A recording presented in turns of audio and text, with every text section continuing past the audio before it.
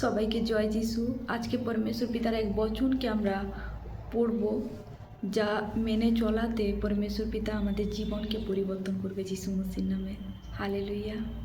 আজকে সেই বচনকে পড়ব। মথি লিখিত সুসমাচার 6 অধ্যায়ের 14 পদে এইভাবে লেখা রয়েছে, তোমরা যদি পরের দোষ ত্রুটি ক্ষমা করো তবে তোমাদের স্বর্গস্থ পিতা তোমাদিগকে ক্ষমা করবেন, কিন্তু তোমরা যদি পরকে ক্ষমা না করো তবে তোমাদের পিতা তোমাদের দোষ ত্রুটি ক্ষমা করবেন না। হালেলুইয়া। পরমেশ্বরের সন্তানরা, আজকে হতে পারে তোমাকে অনেকে অনেক মন্দ কথা বলছে, অনেকে গালিগালা করছে।